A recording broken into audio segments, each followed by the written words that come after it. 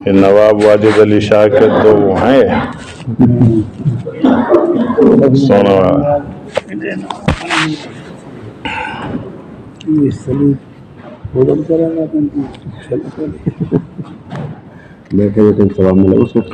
اعوذ باللہ من الشیطان الرجیم بسم اللہ الرحمن الرحیم یوم یاتی بعض آیات ربک لا ينفع نفسا ایمانها لم تكن آمنت من قبل او کسبت فی ایمانها خیرا۔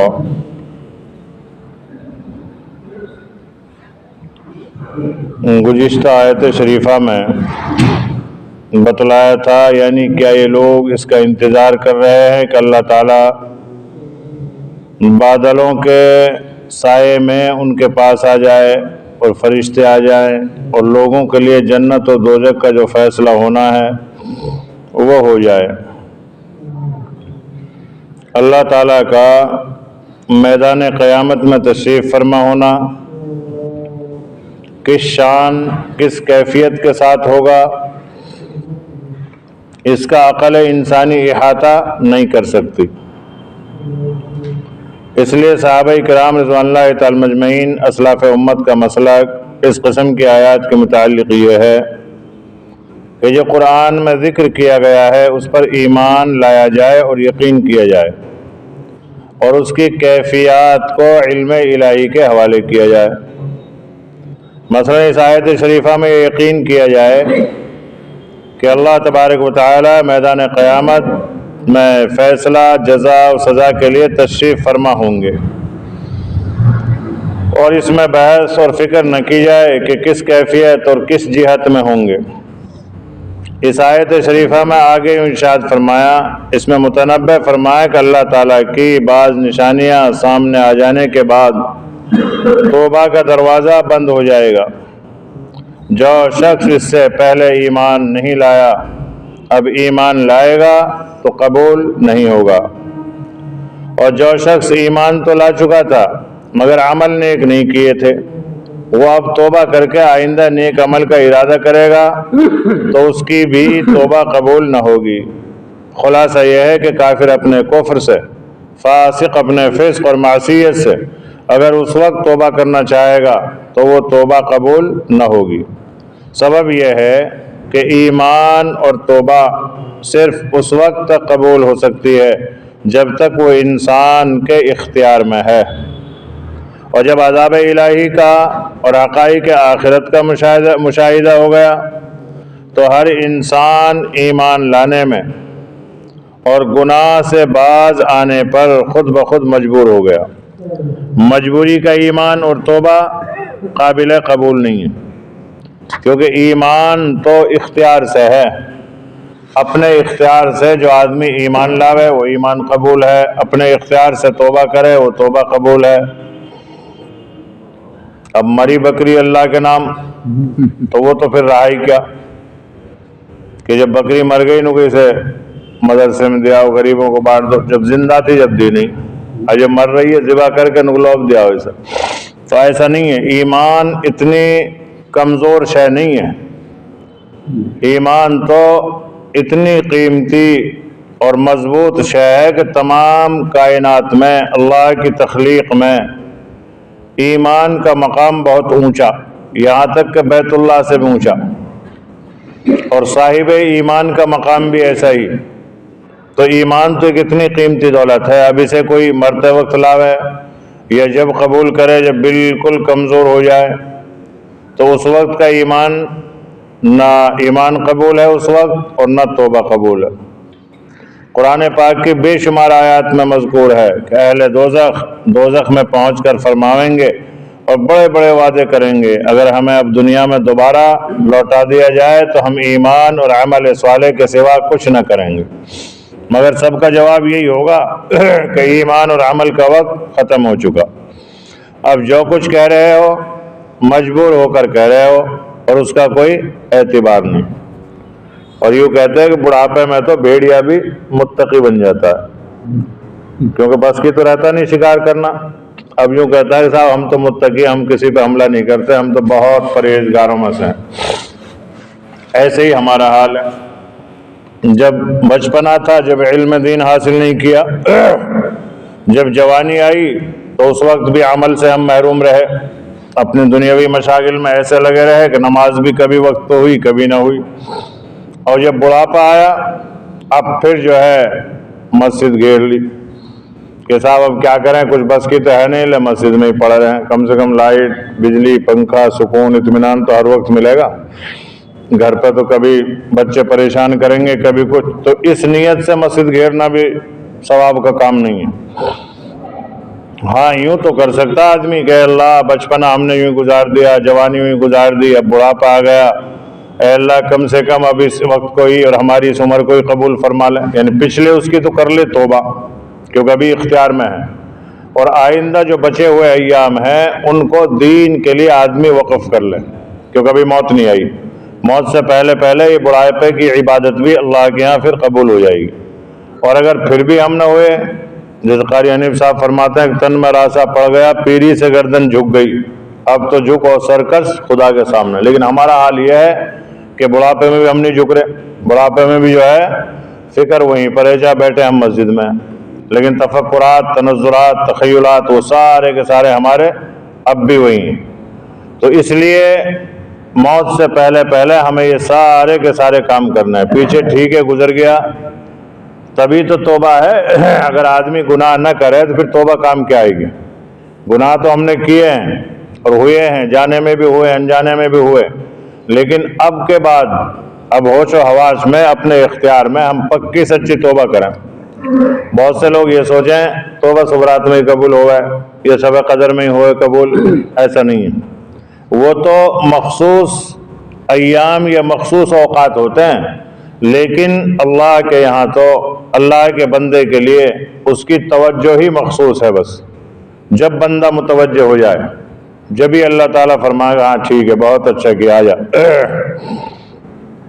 اور اس کی مثال بھی دی نبی کریم صلی اللہ علیہ وسلم کہ کوئی آدمی جنگل میں سفر کر رہا ہو اونٹ سے، اور اس کا اونٹ اس کے ساتھ ہو، اس میں زیادہ راہ بھی ہو، سفر کا سارا سامان کھانے پینے کا، پھر وہ راستے میں جو ہے تھکاوٹ دور کرنے کے لیے رک جائے، آرام کرنے کے لیے، تھوڑی دیر اس کی آنکھ لگی، پتہ چلا اس کا اونٹ نکل گیا، اب اسے ڈھونڈ رہا ہو، تو ڈھونڈتے ڈھونڈتے پریشان ہو گیا، اب وہاں کوئی نہ کھانے کی چیز نہ پینے کی اور نہ کوئی سہارا دینے والا کوئی آدمی، کچھ بھی نہیں ہے وہاں، اونٹ بھی غائب ہو گیا۔ اب یہ ڈھونڈتے ڈھونڈتے اتنا تھک گیا کہ اب اسے یقین ہو گیا کہ اب تو مرے گا، اب کوئی راستہ نہیں ہے، بھوک بجھانے کے لیے کھانا نہیں ہے، پیاس بجھانے کو پانی نہیں ہے، تسلی دینے کے لیے کوئی وہاں پر مانوس کرنے کے لیے کوئی بھی نہیں ہے، تو یہ آدمی اب مایوس ہو کے پڑ گیا کہ اب تو مرے گا، اور بالکل اسے یقین ہو گیا کہ اب موت کے علاوہ کچھ ہے ہی نہیں تیرے لیے۔ اچانک کیا دیکھتا ہے کہ وہ اونٹ بھاگا ہوا آ رہا ہے اور اس کے پاس پہنچ گیا۔ اب اسے جتنی خوشی مسرت اس وقت ہوگی اس سے ہزاروں گنا زیادہ اللہ رب العالمین کو اپنے بندے کو رشد و ہدایت پر آنے سے ہوتی ہے، یعنی اللہ تعالیٰ اپنے بندے سے اتنا خوش ہوتے ہیں اس سے بھی زیادہ جو اس وقت اسے مسافر کو ہو رہی ہے۔ تو ہمیں بھی یہی چاہیے کہ ہم ہر وقت، ہر لمحہ، ہر ساعت اپنی پچھلی زندگی کے بارے میں توبہ استغفار کرتے رہیں اور آئندہ کما حقہ زندگی گزارنے کا سلیقہ اور طریقہ معلوم بھی کرتے رہیں اور اللہ سے مانگتے بھی رہیں۔ اسی آیت شریفہ کی تفسیر میں نبی کریم صلی اللہ علیہ وسلم کے ارشاد منقول ہے، جس وقت قیامت کی آخری نشانیوں میں یہ نشانی ظاہر ہوگی کہ سورج مشرق کے بجائے مغرب کی جانب سے طلوع ہوگا، اس کو دیکھتے ہی سارے جہان کے کافر ایمان کا کلمہ پڑھنے لگیں گے اور سارے نافرمان فرما بردار بن جائیں گے، لیکن اس وقت کا ایمان اور توبہ قابل قبول نہ ہوگا۔ اس آیت شریفہ میں اتنی بات تو قرآن تصریح سے معلوم ہو گئی کہ بعض نشانیاں ایسی واقع ہوں گی جن کے بعد توبہ کا دروازہ بند ہو جائے گا۔ اچھا یہ بھی کتنا بڑا فضل اور کرم ہے ہمارے اوپر اللہ کا کہ اللہ نے ہمیں اس سورج کے مشرق سے نکلنے سے پہلے پہلے پیدا فرما دیا اور سورج کا مغرب سے نکلنے سے پہلے پہلے پیدا بھی فرما دیا، اس نے ایمان کی دولت بھی دے دی، عقل اور تسلیم بھی دے دیا، سارا سب کچھ عطا فرما دیا، تو یہ اس کا فضل ہے، ورنہ کوئی یہ سوچے کہ ہم ہوتے اس ٹائم پہ ہم دیکھتے تو دیکھتے ہی کیا کفر ہوتا اور کیا ہوتا، تو کسی کافر یا فاسق کی توبہ اس وقت قبول نہیں ہوگی۔ لیکن قرآن کریم نے اس کی وضاحت نہیں فرمائی کہ وہ کون سی نشانی ہے، صحیح بخاری میں سے آیت شریفہ کی تفسیر میں بروایت ابو ہریرہ رضی اللہ تعالیٰ عنہ حدیث نقل کیا کہ نبی کریم صلی اللہ علیہ وسلم نے ارشاد فرمایا قیامت اس وقت تک قائم نہ ہوگی جب تک یہ واقعہ پیش نہ آ جائے کہ آفتاب مغرب کی طرف سے طلوع ہو۔ جب لوگ یہ نشانی دیکھیں گے تو سب ایمان لے آئیں گے۔ یہی وہ وقت ہوگا جس کے لیے قرآن پاک میں ارشاد ہے کہ اس وقت کسی نفس کو ایمان لانا نفع نہیں دے گا۔ اس کی تفصیل صحیح مسلم بروایت حذیفہ ابن اسید رضی اللہ تعالیٰ اس طرح نقل کی گئی ہے کہ ایک مرتبہ صحابہ کرام رضوان اللہ تعالیٰ اجمعین علامات قیامت کا تذکرہ آپس میں کر رہے تھے۔ نبی کریم صلی اللہ علیہ وسلم تشریف لے آئے۔ اس وقت آپ صلی اللہ علیہ وسلم نے فرمایا کہ قیامت اس وقت تک قائم نہ ہوگی جب تک تم 10 نشانیاں نہ دیکھ لو۔ سورج کا جانب مغرب سے نکلنا، دوسرے ایک خاص قسم کا دھواں، اور تیسرے دابۃ الارض، چوتھے یاجوج اور ماجوج کا نکلنا، پانچویں عیسیٰ علیہ السلام کا نازل ہونا، چھٹے دجال کا نکلنا، اور 3 جگہوں پر زمین کا دھس جانا، ایک مشرق میں، ایک مغرب میں، ایک جزیرۃ العرب میں، اور 10ویں ایک آگ جو عدن کے قار سے نکلے گی اور لوگوں کو آگے آگے ہکا کر لے چلے گی۔ یہ 10 نشانیاں بالکل اس وقت کی ہیں جب وہ قیامت برپا ہونے والی ہوگی، بالکل قریب کی نشانیاں۔ اور احادیث میں اور بہت سی نشانیاں نبی کریم صلی اللہ علیہ وسلم نے بیان فرمائی، لیکن ظاہر سی بات ہے کہ قیامت کوئی چھوٹی موٹی چیز تو ہے نہیں۔ قیامت تو ایک بہت زبردست معرکہ ہے، اتنا زبردست معرکہ ہے کہ دنیا کا نظام سارا الٹ پلٹ ہو جانا ہے۔ تو وہ اتنا بڑا معرکہ ہے، وہ ایک دن وہاں 50 ہزار سال کے برابر ہوگا اس دن، قیامت کے دن سے جب دنوں کی شروعات بتلائی جاتی ہے۔ تو وہ تو ایک بہت بڑا معرکہ ہے۔ اب ظاہر سی بات ہے کہ جو بڑی چیز ہوتی ہے اس کی نشانیاں بھی بڑی ہوتی ہیں، جو جیسی بڑی چیز ہوگی اس کے اثرات بھی ویسے ہی بڑے ہوتے ہیں۔ بہت سی حدیثوں میں نبی کریم صلی اللہ علیہ وسلم نے ارشاد فرمایا کہ قرب قیامت میں اکرام مسلم ختم ہو جائے گا، یہ بھی نشانیوں میں سے۔ ایک روایت میں یہ فرمایا کہ قیامت کی نشانیوں میں سے ایک یہ بھی ہے کہ جھوٹ، زنا، غیبت عام ہو جائے گی۔ ایک قیامت کی نشانیوں میں یہ بھی ہے کہ عریانیت اور فحاشیت عام ہو جائے گی۔ تو یہ ساری نشانیاں ہیں جو مکمل ہو رہی ہیں، لیکن یہ جو 10 نشانیاں بتلائی ہیں نبی کریم صلی اللہ علیہ وسلم نے، یہ وہ بالکل آخری نشانیاں ہیں۔ ان کے بعد میں تو پھر کچھ ہے ہی نہیں، کیونکہ آخر میں فرمایا آپ صلی اللہ علیہ وسلم 10ویں نشانی کہ عدن سے ایک آگ نکلے گی، وہ لوگوں کو ہانکتے ہوئی آگے آگے لے کر جائے گی۔ اب ظاہر سے بات جب پیچھے پیچھے آگ ہوگی تو آدمی آگے کو بھاگے گئی، وہ سب کو ہانک کر ایک جگہ جمع کر دے گی، پھر ان کے اوپر قیامت واقع ہوگی، سارے لوگ وہاں جمع ہو کے وہیں مریں گے، پھر وہیں سے اٹھ جائیں گے، وہ بات کی چیز ہے۔ لیکن یہ ساری نشانیاں، اور مسند احمد میں بروایت ابن عمر منقول ہے کہ نبی کریم صلی اللہ علیہ وسلم ارشاد فرمایا ان آیات میں سب سے پہلے مغرب کی طرف سے طلوع آفتاب اور دابۃ الارض کا نکلنا واقع ہوگا۔ یہ 2 نشانیاں ان میں شروعات میں ہیں، اور بہت سی ہزاروں لاکھوں نشانیاں پیشین گوئیاں نبی کریم صلی اللہ علیہ وسلم نے احادیث میں بیان فرمائی ہیں، لیکن یہ بالکل آخر کی ہے، جس وقت توبہ بھی قبول نہیں ہوگی، جس وقت ایمان کا لانا بھی عند اللہ مقبول نہیں ہوگا۔ یہ وہ نشانیاں ابھی جو چھوٹی چھوٹی نشانیاں چل رہی ہیں، ان میں تو توبہ بھی قبول کا اعلان ہے اور ایمان بھی مقبول ہے۔ اس لیے ہر ایک آدمی کو چاہیے کہ ہر وقت اللہ سے توبہ استغفار کرتا رہے اور اپنے ایمان اور اعمال کی درستگی کی محنت اور فکر میں لگا رہے۔ امام قرطبی نے تذکرے میں اور حافظ ابن حجر نے شرح بخاری میں بروایت ہے عبداللہ ابن عمر یہ بھی نقل کیا کہ نبی کریم صلی اللہ علیہ وسلم نے ارشاد فرمایا اس واقعہ یعنی مغرب کی طرف سے آفتاب طلوع ہونے کے بعد 120 سال تک دنیا قائم رہے گی۔ اب کیونکہ وہ بڑا دن ہے تو اس کی نشانیاں بڑی بڑی، اب جب یہاں سورج نکلا مغرب سے اور مشرق کی طرف چھپ رہا ہے تو اللہ کے رسول فرما رہے ہیں 120 سال تک تو پھر بھی دنیا بچی رہے گی۔ اس تفصیل کے بعد یہاں یہ سوال پیدا ہوتا ہے کہ حضرت عیسیٰ علیہ السلام جب نازل ہوں گے تو روایت صحیحہ کے موافق آپ لوگوں کو ایمان کی دعوت دیں گے اور لوگ ایمان قبول کریں گے اور پوری دنیا میں نظام اسلام رائج ہوگا۔ ظاہر ہے کہ اگر اس وقت کا ایمان مقبول نہ ہو تو یہ دعوت اور لوگوں کا اسلام میں داخلہ سب غلط ہو جاتا ہے۔ تفسیر روح المعانی میں اس کا یہ جواب اختیار کیا ہے کہ مغرب کی طرف سے آفتاب طلوع ہونے کا واقعہ حضرت عیسیٰ علیہ السلام کے تشریف لانے کے کافی زمانہ بعد ہوگا اور اسی وقت توبہ کا دروازہ بند ہوگا۔ اس سے پہلے تو حضرت عیسیٰ علیہ السلام آئیں گے اور پھر حضرت امام مہدی علیہ السلام اس وقت موجود ہوں گے اور پھر حضرت عیسیٰ علیہ السلام ابلیس کو ماریں گے اور پھر دین کا کام کریں گے اور محمد الرسول اللہ صلی اللہ علیہ وسلم کا امتی بن کر دنیا میں زندگی گزاریں گے۔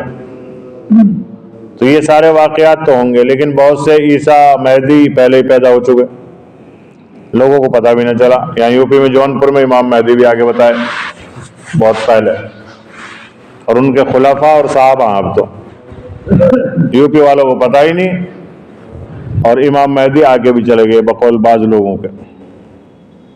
اور بعض لوگ جب دماغ چل جاتا ہے تو دماغ چلنے کے بعد کچھ بھی کہہ دیتے ہیں۔ ایسے ہی مرزا غلام قادیانی کا دماغ چلا، اس نے اپنا آپ کو نبی کہنا شروع کر دیا۔ جب نبی کی دلیل مانگی پھر کہنے لگا نا میں تو مسیح موعود ہوں، پھر اس کی دلیل مانگنے میں تو امام مہدی ہوں، پھر اور آگے دلیل مانگی ظاہر میں تو میں مرزا غلام احمد قادیانی ہوں لیکن بروزی نبی ہوں میں، یعنی روحانی اعتبار سے ہوں۔ اب بتاؤ اس جہالت کا بھی کوئی جواب ہے کہ آدمی کبھی گدھا بن جائے، کبھی گھوڑا بن جائے، کبھی کتا بن جائے، کبھی کچھ کہنے لگ جائے اپنے آپ کو، یہ کوئی عقل کی بات تھوڑی ہے۔ ایسے ہی ابھی ایک اور چل رہا ہے ادھر راجستھان کی طرف، وہ بھی کہتا ہے کہ ہاں میرے اوپر جو ہے مسیح موعود آتے ہیں میرے پاس، وہ بھی چل رہا ہے آج کل۔ خوب پہلے جماعتوں میں کام کیا، خوب چلے 4 مہینے لگائے، دماغ میں خشکی آ گئی تو خود ہی نبی بن بیٹھا، کار نبوت کہتے کہتے انا نبی کہنے لگا۔ ابھی بھی موجود ہے یو پی میں ایک، اس میں راجستھان میں۔ تو تفسیر روح المعانی میں تو یہ جواب اختیار کیا ہے کہ مغرب کی طرف سے آفتاب طلوع ہونے کا واقعہ حضرت عیسیٰ علیہ السلام کے تشریف لانے کے کافی زمانہ بعد ہوگا اور اسی وقت دروازہ توبہ کا بند ہوگا۔ علامہ بلقینی رحمۃ اللہ علیہ نے فرمایا کہ یہ بات بھی بعید از قیاس نہیں ہے کہ ایمان اور توبہ قبول نہ ہونے کا یہ حکم جو آفتاب کے مغرب کی جانب سے طلوع ہونے کے وقت ہوگا آخر زمانہ تک باقی نہ رہے گا، بلکہ کچھ عرصہ کے بعد یہ حکم بدل جائے گا اور ایمان اور توبہ قبول ہونے لگیں گے۔ ایک انہوں نے علامہ بلقینی رحمۃ اللہ علیہ نے لکھا کہ ایسے ہوگا، یہ نشانی آئے گی اور پھر لوگ ایمان میں داخل ہوں گے اور پھر یہ حکم ہٹا دیا جائے گا، پھر توبہ کا دروازہ پھر کھلے گا۔ تو کھلنے مندنے کا ہمیں انتظاری کیوں کرنا؟ جب کھلا ہوا ہے تو اسی میں کیوں نہ داخل ہو جائے آدمی؟ کوئی آدمی اگر یہ سوچے کہ صاحب یہ دروازہ جب کوئی بند کرے گا جب میں اسے روکوں گا تب داخل ہوں گا، تو یہ تو حماقت ہے۔ جب پہلے ہی سے کھلا ہوا ہے اس کا انتظاری کیوں کریں کہ یہ بند ہونے کے ٹائم میں اس میں داخل ہوں گا، بلکہ جب کھلا ہوا ہے تو فوراً داخل ہو جائے، جیسا آج ہمارے لیے کھلا ہوا ہے۔ ایمان کی محنت کا دروازہ بھی کھلا ہوا ہے، اعمال صالحہ کی محنت کا دروازہ بھی ہمارے لیے کھلا ہوا ہے اور توبہ کا دروازہ بھی کھلا ہوا ہے، لیکن اسے سو کے کیوں گزاریں؟ ہاں، اسے توبہ میں، اعمال صالحہ میں اور ایمان کی محنت میں اس میں گزارے تاکہ یہ ہمارے کام آوے۔ اور جو کما کھا چکے ہیں نا 30-40 سال والے، انہیں تو سب کچھ چھوڑ دینا چاہیے سچ مچ۔ اب تو انہیں لگ جہاں کیڑے ہو گئے پھر، لیکن خیال یوں کرے ہاتھ پیر تھوڑے چلتے سے رہیں، دین میں اتنے چلاؤ ہاتھ پیروں کو۔ بہت سے لوگ یوں کہنا کہ جماعت میں جائیں گے جب فرصت سے ملے گی، اور حقیقت یہ ہے کہ جماعت میں یا چلے میں 3 دن میں اپنی جو 3 تسبیح ہیں نا انہیں پورا کرنے کی فرصت نہیں، اگر اصول سے ہمارے 3 دن اور چلے لگنے لگے تھے، کیونکہ تعلیم کیا گھنٹے کی ہوگا ریاض الدین؟ 4 گھنٹے کی، 24 گھنٹے میں 4 گھنٹے ہیں، پھر ملاقات، پھر تعلیمی گشت، پھر تشکیلی گشت اور پھر خدمت۔ یہ سارے کام ایسے ہیں اگر آدمی اصول سے انہیں لگائے تو نماز کے علاوہ تسبیحات، ذکر و اذکار کا بھی موقع نہیں رہتا۔ لوگ یہ سمجھیں کہ ویسے پڑے رہے ہیں، کریں کیا، جا کے دعوت کھاویں پڑے رہے مسجد میں، ایسا نہیں ہے۔ وہ تو ایسا لگا ہے لوگوں کو، ہے نہیں ایسا. ہمارے یہاں سنگار میں بنیوں کی دکان ہے. اچھا وہ صبح صبح وہ بڑھیا سی چادر سفید سی اور سفید گاؤ تکیے لگا کے کھول کے دکان میں بیٹھ رہے ہوئے. ہم یہ سوچے نہ مٹھائی بیچیں، ٹافی بیچیں، نہ یہ سبزی بیچیں، نہ کچھ بیچیں. اور وہ سب سے بڑے مالدار ہے، وہ کیا کرے، بیاج پہ پیسے دے ہوئے لوگوں زیور گروے رکھے اور گٹی گٹی نوٹوں کی نکالے رکھے. لیکن وہ دن میں ایک آدھ گراہک آ گیا، ان کے ہوئے اسی سے کام. ہم یہ سوچے جب وہاں سے نکلے یار یہ یوں ہی پڑے رہے ہیں بنیا ویسے ہی اور کریں کچھ بھی نہ. اور جب وہ سب سے مالدار ہے گاؤں میں، تو ان کا بزنس یہ تھا کہ دیکھنے میں ایسا لگ رہا ہے پڑے ہیں.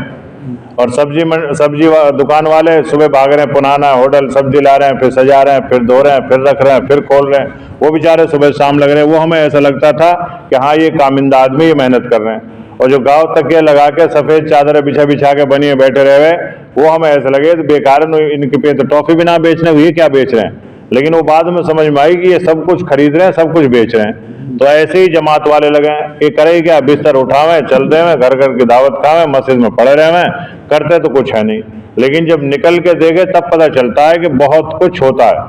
کچھ بھی اگر نہیں تو یوں سمجھ لو کہ ایک آدمی نے 40 دن میں یوں سمجھو کوئی عمل نہیں کیا دعوت کا، خالی مسجد میں پڑا رہا ہو اور تکبیر اولا سے 40 نمازیں اس کو مل گئی.